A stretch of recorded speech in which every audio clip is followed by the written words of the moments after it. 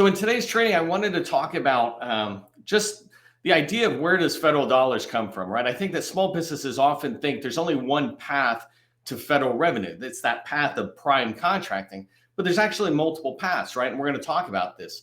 But unfortunately, I think the biggest contributor to small businesses thinking we go down this prime contracting path is the government itself. A lot of the material they put out, a lot of the advice they give when you talk to them, they're talking about how do you move in and get a prime contract. But really, there's other ways to move forward on there. These other two paths in addition to just getting a prime contract. And so that's what I want to talk about today. So we're going to talk about the three paths to federal revenue success.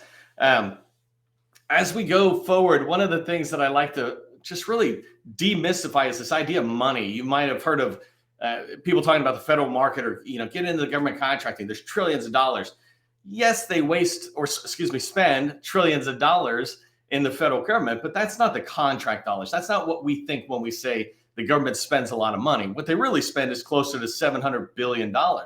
And those $700 billion can also be known as small business eligible dollars, right? We potentially can win contracts that are in that space. That $700 billion is what the government sets goals on, 5%, 23%, et cetera, against that $700 billion. They're trying to let the small businesses get a piece of that. By the way, if you don't know this, the GovCon Chamber, our organization, our mission and vision is to get 50% of those federal dollars for small businesses, and not by going to Congress or anybody and getting them to change the laws. I want us to go take it, right? We just go out there and demonstrate that we're the experts who can serve the government's mission. They'll give us the contracts, right? You got to earn it, but we can earn 50%. I'm not sticking with the 23% or 25% that they talk about.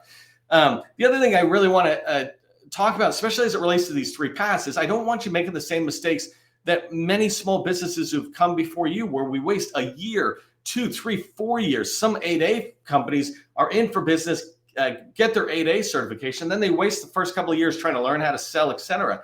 And there's so many lessons learned that we small businesses have that if you pay attention to us, you can accelerate past our mistakes. And so you're going to make your own mistakes, but you're not going to make the same ones we did. And one of those is chasing the wrong path to the revenue that you want to get. There's stages of growth within the federal market in really any business. And that's what I'm going to be driving down on.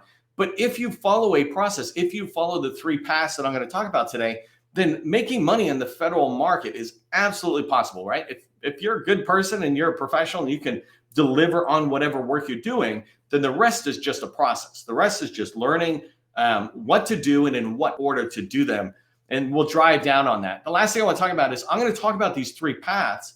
The thing to keep in mind is the billion-dollar companies, these large prime contractors, they're on all three paths that I'm going to talk about, right? So they're on it, and there's no reason we shouldn't be. The only difference is they can be on all three paths immediately, right? They're a billion-dollar firm. You might be just getting started out, and one path is the best path for you until you begin to mature your organization to be able to get on the other paths. And so we'll talk a lot more about that.